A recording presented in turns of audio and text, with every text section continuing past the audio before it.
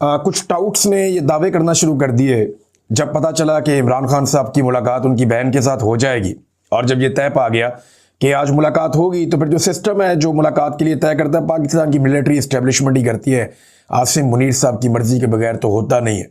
तो जब ये अहकाम जारी होते हैं तो टाउटों को भी बता दिया जाता है, तो टाउट अपने अपने मुताबिक इसके ऊपर प्रोपेगेंडा भी शुरू करते हैं। जो उन्हें कहा जाता है, जो व्हाट्सएप उन्हें किए जाते हैं, उसके मुताबिक फिर वो लोग चलते हैं। तो यहाँ टाउट्स ये प्रोपेगेंडा कर रहे थे कि जबाबंदी की एक शर्त है, यानी इमरान खान साहब की मुलाकात इस शर्त पे उनकी फैमिली या बहन के साथ करवाई जा रही है कि जबाबंदी रहेगी। अब देखें ना, टाउटों को ये पता नहीं चलता कि वो साथ ही साथ मिलिट्री एस्टेब्लिशमेंट के कपड़े भी उतार रहे होते हैं और पाकिस्तान के अवाम उन्हें नंगा देख रहे होते हैं उस हमाम के अंदर, जहां मिलिट्री एस्टेब्लिशमेंट भी है और टाउट भी है और उनके सहूलतकार भी हैं। तो अवाम देख रहे होते हैं। यानी आप जब ये कहते हैं कि मुलाकात इस शर्त पर करवाएगी कि जबाबंदी है, तो फिर पाकिस्तान में आज़ाद ये इजहार राय तो रहा नहीं, ना कोई बुनियादी हकूक रहे। और आपने ये भी साबित कर दिया कि जनाब पाकिस्तान की एस्टेब्लिशमेंट ही ये फैसले करती है, मुलाकातों की किसी और की कोई औकात नहीं है, वो तो वैसे भी किसी की नहीं है। तो टाउटों को मुंह की खानी पड़ गई जैसे इमरान खान साहब की बहन बाहर निकली और उन्होंने आकर बताया कि इमरान खान साहब ने जेल के अंदर बैठकर क्या कहा। अब जरा इमरान खान साहब के अपने एक्स अकाउंट के ऊपर जो उनका स्टेटमेंट जारी हुआ, ये स्टेटमेंट आपका सुनना बहुत जरूरी है। इसमें बहुत सारे पैगामात हैं और बड़ी क्लैरिटी है। जरा ये सुने कि इमरान खान साहब ने क्या कहा। टाउटों के मुताबिक डील हो गई थी। टाउट ये कह रहे थे कि डील हो गई है, इमरान खान साहब जेल से कोई बयान जारी नहीं करेंगे, मुलाकात हो जाएगी, ये टाउट कह रहे थे। अब डील के बाद इमरान खान साहब का स्टेटमेंट कैसा है जरा सुने। आसिम मुनीर एक ज़हनी मरीज है, ऐ प्याजे, ये पड़ी आपकी डील। टाउटों का बयानिया पहले जुमले में बढ़ गया। आसिम मुनीर एक ज़हनी मरीज है जिसकी इखलाकी पस्ती की वजह से पाकिस्तान में आइन और कानून मुकम्मल तौर पर ख़त्म हो चुके हैं और किसी भी पाकिस्तानी के बुनियादी इंसानी हकूक अब महफूज नहीं रहे।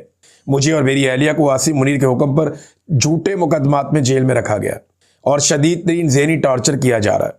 मुझे मुकम्मल तौर पर एक सेल में बंद करके कैद तन्हाई में डाला हुआ है। 4 हफ्ते तक मेरी किसी एक इंसान से भी मुलाकात नहीं हुई और बैरूनी दुनिया से बिल्कुल बेखबर रखा गया। जेल मैनुअल के मुताबिक दी जाने वाली हमारी बुनियादी ज़रूरियात भी ख़त्म कर दी गई। अब बैरूनी दुनिया की मालूमात से बेखबर रखा गया। बुनियादी ज़रूरियात के लिए जो चीज़ें वो भी ख़त्म कर दी गई। तो फिर इमरान खान साहब को तो नहीं पता कि 27वीं आईनी तरमीम में इन्होंने क्या कारनामे किए हैं। ये तो इमरान खान साहब अगली दफ़ा बताएंगे। ताहयात इस्तस्ना वाली वाहयात हरकत पे इमरान खान साहब का क्या मौक़िफ़ है। आज वो मौक़िफ़ नहीं आया अभी तक। जब ताहयाती के ऊपर, इस वाहयाती के ऊपर इमरान खान साहब का मौक़िफ़ आएगा, तब आपको पता चलेगा कि खान साहब इस पर क्या कहते हैं।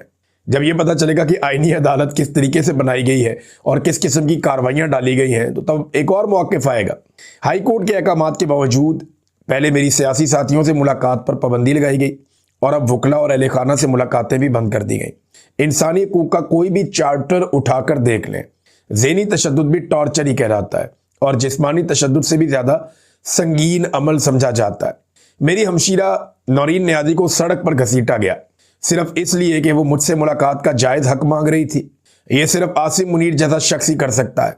उसने डॉक्टर यास्मीन राशिद जैसी बुजुर्ग कैंसर सर्वाइवर को सियासी इंतकाम की गर्ज से जेल में डाला हुआ। मेरी अहलिया बुशरा बेगम को सिर्फ मुझ पर दबाव डालने के लिए कैद किया हुआ। उनके बच्चों से भी उनकी मुलाकात नहीं करने दी जा रही। इनको तमाम सहूलियात से महरूम रखा गया है। इन सब मिसालों से इस शख्स की जहनी सतह का अंदाजा होता है। कैद तन्हाई काटना इंतहाई तकलीफ दे अमल है, लेकिन मैं ये सिर्फ अपनी कौम की खातिर बर्दाश्त कर रहा हूँ। इमरान खान ने फिर कहा कि कौम की खातिर मैं ये मार खा रहा हूँ। मैंने 10 मरतबा आपको बताया कि इमरान खान मार अपने लिए नहीं खा रहा, वो इस कौम के लिए मार खा रहा है। उसकी ज़िंदगी बड़ी शानदार है। इमरान खान अपनी ज़िंदगी जो बाकी बची है ना, सिर्फ सेल्फियाँ खिंचवाने में गुजर जाए तो लोग जितना प्यार करते हैं ना, एक लम्हे के लिए वो तनहा ना हो। इमरान खान अगर पूरी दुनिया का चक्कर एक लगा लेना तो दुनिया उसको सर और आंखों के ऊपर बिठाए, उसको अपने लिए कोई प्रॉब्लम नहीं है। प्रॉब्लम कहाँ पे है? प्रॉब्लम है पाकिस्तानी कौम के लिए, उसके लिए वो कुर्बानी दे रहा है। मैं अपनी कौम के लिए ये तकलीफ बर्दाश्त कर रहा हूँ कैद तन्हाई की। जब तक कौम खुद गुलामी की जंजीरें नहीं तोड़ती, पाकिस्तान पर मुसल्लत माफियात ऐसे ही उसका इस्तेसाल करते रहेंगे। एक्सटेंशन माफिया, लैंड माफिया, चीनी माफिया, मैंडेट चोर माफिया, हर एक इस कौम को तब तक गुलाम बनाकर रखेगा जब तक ये कौम खुद उठकर खड़ी नहीं हो जाती। आप आज इनके गुलाम हैं, आपकी नस्लें इनकी नस्लों की गुलाम होंगी। अगर इस चक्कर को तोड़ना है तो कौम को खुद गुलामी की जंजीरें तोड़कर हकीकी आज़ादी के लिए खड़ा होना है। देखिए, मैं अगर गुलाम हूं ना नवाज शरीफ का, तो ऑटोमेटिकली मेरे बच्चे मरियम नवाज के गुलाम हो जाएंगे। उनके बच्चे जो हैं वो मरियम नवाज के बच्चों के गुलाम हो जाएंगे। तो एक आम पाकिस्तानी सोचे ना कि क्या वो गुलामी पसंद करता है अपने बच्चों के लिए? क्या उसने गुलाम पैदा किए या उसकी औलाद को रब ने गुलाम पैदा किया है? रब ने तो उन्हें आजाद पैदा किया, तो फिर आप अपने बच्चों को गुलाम छोड़कर क्यों जाते हैं? ये वो सवाल है जो इमरान खान साहब को ये तकलीफ बर्दाश्त करवा रहा है। कौम खड़ी हो जाएगी एक दिन। आगे इमरान खान साहब कहते हैं कि विकेट के दोनों जानिब खेलने वालों की मेरी पार्टी में कोई जगह नहीं है। ऐसे लोग तहरीक इंसाफ के मीर सादिक और मीर जाफिर हैं। NDU, ये नेशनल डिफेंस यूनिवर्सिटी की वर्कशॉप में तहरीक इंसाफ के लोगों की शिरकत शर्मनाक है। एक जानिब हम लोग हर किस्म की सख्तियां बर्दाश्त कर रहे हैं, तो दूसरी जानिब जब हमारे ही लोग हम पर जुल्म ढाने वालों से समाजी ताल्लुकात बढ़ाने की कोशिश करते हैं तो मुझे इंतहाई तकलीफ होती है। ये इमरान खान साहब ने कहा। मैं हमेशा कहता आया हूं कि अपने ही लोगों पर ड्रोन अटैक्स और मिलिट्री ऑपरेशन से दहशतगर्दी मजीद बढ़ती है। आसिम मुनीर की पॉलिसियां इस मुल्क के लिए तबाहकुन है। इस ही की पॉलिसी की बदौलत आज मुल्क में दहशतगर्दी का नासूर है और यह बेकाबू है, जिस पर मुझे इंतहाई दुख है। उसको अपने मुल्क के मफादात की रत्ती बराबर भी परवाह नहीं है। ये जो कुछ कर रहा है महज मगरबी दुनिया की खुशनुदी के लिए कर रहा है। अफगानिस्तान के साथ आग को जानबूझकर भड़काया। उसका मकसद है कि उसे इंटरनेशनल मुजाहिद समझा जाए। इसने पहले अफगानियों को धमकाया, फिर मुहाजिरीन को मुल्क से धक्के देकर बाहर निकाला, उन पर ड्रोन हमले किए, जिसके असरात पाकिस्तान में दहशतगर्दी बढ़ने की सूरत में आए। इस शख्स ने अपने जाती मफाद के लिए मुल्क को दहशतगर्दी की भेंट चढ़ा दिया है। सुहेल आफरीदी काबिल तारीफ है, क्योंकि जबर के इस माहौल में वो मफामत की बजाय मुजामत को तरजीह दे रहा है। सुहेल आफरीदी को पैगाम देता हूं कि फ्रंट फुट पर आकर खेलता रहे। इस मुल्क में कोई कानून और आइन नहीं है। कानून सिर्फ तहरीक इंसाफ के लिए हरकत में आता है, वरना हर कोई इससे मुबर्रा है। सुहेल आफरीदी जो भी कर रहा है उसे जारी रखे, मैं उसकी मुकम्मल हमायत करता हूं। गवर्नर राज की धमकियां लगाने वाले कल की बजाय आज लगा लें और फिर देखें कि उनके साथ होता क्या है। महमूद अचकजई और अल्लामा राजा नासिर अब्बास मेरे लिए इंतहाई काबिल एहतराम है। वो जमहूरियत पसंद और उसूल परस्त लोग हैं। मुझे हैरत है कि अब तक इनका नोटिफिकेशन जारी नहीं हुआ।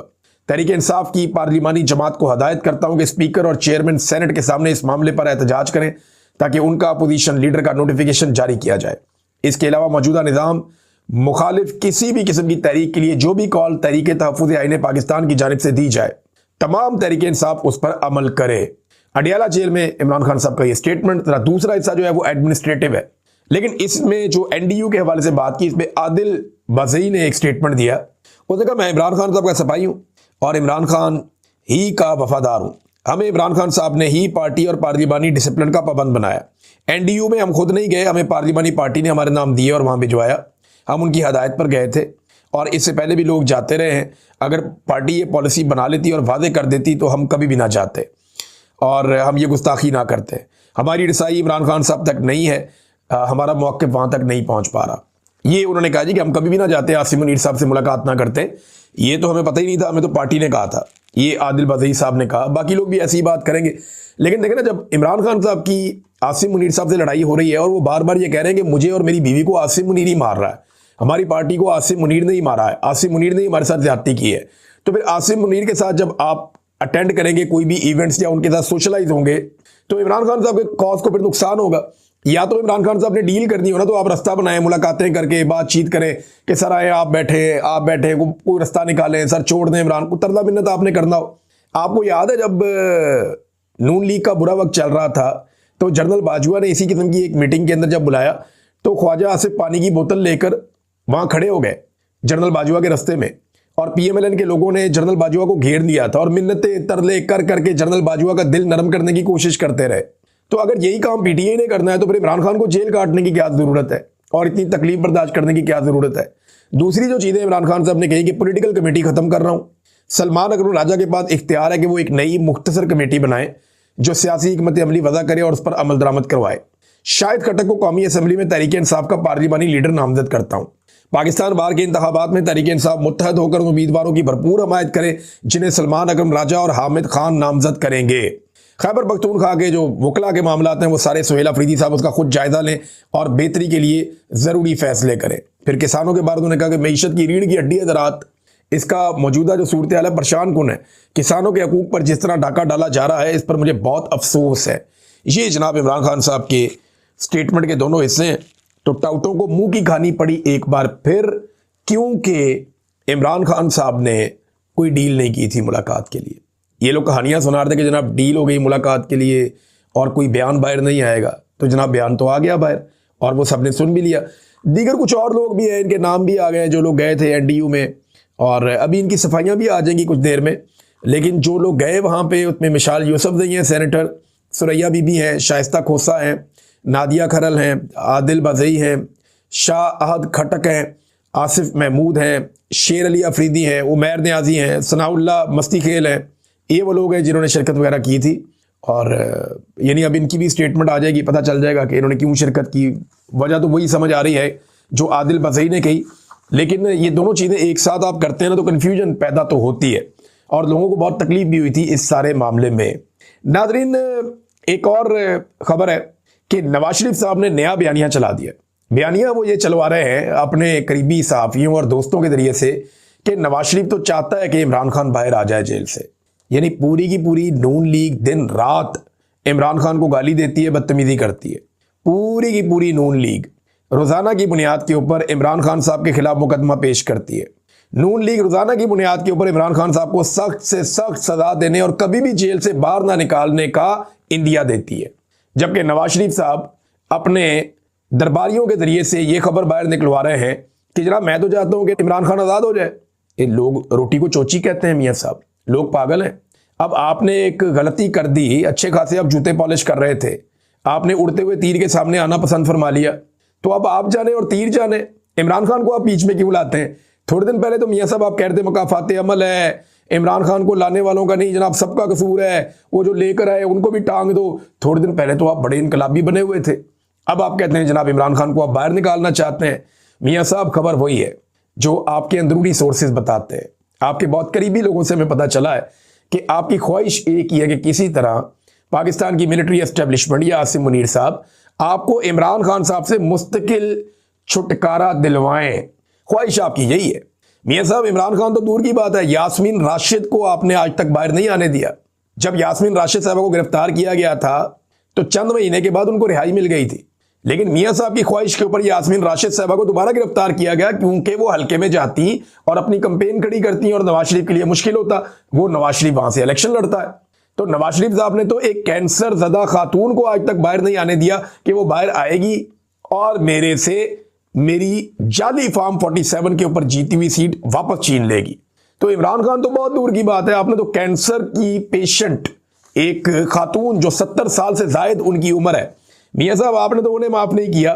तो आप अपने दरबारियों के जरिए से ज्यादा वो सके सवित्रे बनने की कोशिश ना करें, कौम को पता है जो आपने किया है। नादरीन, सुहेल अफरीदी की एक मुलाकात हुई अमरीकी कौंसल जनरल से, उस पर एक स्टेटमेंट भी जारी हुआ है कौंसलेट पेशावर की जानिब से, और इसके अंदर कहते हैं जी बड़ी इंपॉर्टेंट डिस्कशन हुई है क्राइम के ऊपर, टेररिज्म के ऊपर और आपस में मिलकर काम करने के हवाले से। और कुछ खबरें आ रही हैं कि जनाब मादनियात के मामलात हैं या इंडस्ट्री के मामलात हैं या तामीराती या जो प्रोजेक्ट्स हैं उनके हवाले से कोई मामलात हैं, तो वो खैबर पख्तूनख्वा की हुकूमत वो करना चाहती है, अमेरिका के साथ बातचीत करी, तो दिस इज़ गुड। अगर पाकिस्तान की फेडरल गवर्नमेंट डायरेक्टली डील करती है जाके अमेरिका के साथ तो ये बहुत अच्छा है। कोई भी सूबाई हुकूमत खुद डील करती है तो बहुत अच्छी बात है, लेकिन फौज को यह हक नहीं है कि वो जाए और जाकर सियासतदानों के या अवामी नुमाइंदे के हक को मारते हुए खुद से डीलें करती फिरे कि जनाब हम आपको मादनियात देंगे, हम आपको ये वाली चीज़ देंगे, हम आपको वो वाली सहूलत देंगे, दहशतगर्दी के खिलाफ हम ये। फौज का काम नहीं है भाई। अगर दहशतगर्दी के खिलाफ अमेरिका से कोई मदद चाहिए तो वहाँ ख्वाजा आसिफ जाएगा ना, बेशक जाली वजीर दिफा है लेकिन वही जाएगा, वही जाकर बात करेगा। ख्वाजा आसिफ को जाना होगा, वजीर दाखिला मिल सकता है, वजीर खारजा मिल सकता है, वजीर दिफा मिल सकता है। मेन दो लोग हैं, वजीर दिफा और वजीर खारजा, वजीर आजम मिल सकता है। लेकिन ये आर्मी चीफ का मिलना, फील्ड मार्शल का, बाकी लोगों का, ये गैर जरूरी है। ये एक्सरसाइज नहीं होनी चाहिए, यानी ये मुनासिब नहीं है, कोई तरीकाकार नहीं है। अवाम के मुंतखब नुमाइंदों को मुल्क चलाना चाहिए, तो ये अच्छी बात है। एक और बड़ा पॉजिटिव काम जो सुहेल अफरीदी ने किया, ये बहुत इंपॉर्टेंट है और बड़ा अच्छा काम किया है। कम उम्र होने के बावजूद तजर्बाकारों से ज्यादा समझदार सुहेल अफरीदी साबित हो रहे हैं और सबसे ज्यादा सियासी नुक्ता नज़र से बेहतर साबित हो रहे हैं। पहले उन्होंने जरगा किया जिसमें सारी सियासी जमातों को बुलाकर उन्होंने ऑन बोर्ड लिया, और अब एनएफसी के मामले पर, यानी एनएफसी का अवार्ड होने जा रहा है, उसमें खैबर पख्तूनख्वा को उसका हिस्सा मिलेगा, तो इस पे उन्होंने अपोजिशन को अपने साथ बिठाकर फैसला किया। पीपल्स पार्टी, जेयूआई, तमाम अरकान जितनी पॉलिटिकल पार्टीज के हैं उन सबको बुलाया और सूबे के मुश्तरका मफादात के हवाले से जो मालियाती हुकूक हैं सूबे के, उनको लेकर अफरीदी साहब ने बातचीत की और सबको एतमाद में लिया। और अपोजिशन जो है वो भी इसके अंदर जाकर शामिल हुई। कितनी अच्छी बात है। पंजाब में तो मरियम नवाज शक्ल नहीं देखना चाहती अपने इत्तेहादियों की भी, सिंध में भी ऐसे ही है। लेकिन खैबर पख्तूनख्वा में भारी अक्सरियत होने के बावजूद सुहेल अफरीदी सबको ऑन बोर्ड लेकर चलता है। ये है जमहूरियत और ये है सियासी तरीकाकार। क्योंकि एक स्टूडेंट यूनियन से एक तालिब इल्म उठकर आया है तो उसकी ट्रेनिंग अच्छी है और एक जमहूरी तरीके से वो चल रहा है। नादरीन, ये एक और खबर है। खबर आप देखें, पाकिस्तान में तजारती खसारे में इजाफा हो गया। ये तजारती खसारा क्या होता है? जो आप पाकिस्तान से बाहर एक्सपोर्ट करते हैं और जो इंपोर्ट करते हैं, इसके बीच में जो रकम का फर्क होता है उसे तजारती खसारा कहते हैं। यानी वो मुल्क हमेशा फायदे में होता है जो ज्यादा चीजें अपने मुल्क से बनाकर बाहर भेज रहा है और कम चीजें बाहर से उसके मुल्क में आ रही हैं, तो वो मुनाफे में जा रहा होता है, उसको तजारती फायदा हो रहा होता है, मुनाफा हो रहा होता है। खसारा ये होता है कि आप बाहर से जो सामान मंगा रहे हैं वो 100 रुपए का है और आप बाहर जो भिजवा रहे हैं वो 30 रुपए का है, तो आप 70 रुपए खसारे में आ गए। तो पाकिस्तान जो है वो खसारे में रहता है और ये खसारा बढ़ता ही चला जा रहा है क्योंकि पाकिस्तान एक्सपोर्ट्स नहीं कर पा रहा। पाकिस्तान में इंडस्ट्री लगातार बंद होती जा रही है। टेक्सटाइल की हमारी सबसे बड़ी इंडस्ट्री है, वो लोग बैठकर बता चुके हैं कि जनाब हमारी 100 से ज्यादा मिलें मजीद बंद हो गई है, हम काम ही नहीं कर पा रहे। छोटे यूनिट तो बहुत पहले बंद हो गए थे, तो एक्सपोर्ट्स हो गई फारिग। अब ऐसी सूरत हाल में जुलाई से लेकर नवंबर तक, जुलाई, अगस्त, सितंबर, अक्टूबर, नवंबर, ये 5 महीनों के अंदर, इन 5 महीनों में पाकिस्तान का जो तजारती खसारा है उसमें 37.17% तक इजाफा हो गया। ये बहुत बड़ा इजाफा है। यानी ये पाकिस्तान की पसली तोड़ने वाली चीज है ये जो हुई है। एक और बड़ी खौफनाक खबर आई है नाज़रीन, और इस खबर के ऊपर बहुत सारे लोग कमेंट कर रहे हैं और ये बैन अवी सतह पे पाकिस्तान की एक बहुत बड़ी जग हसाई हुई है। ये data economic policy and business development think tank, ये इनका डाटा है और बैन अवी सतह पे ये काम करते हैं, पूरी दुनिया का डाटा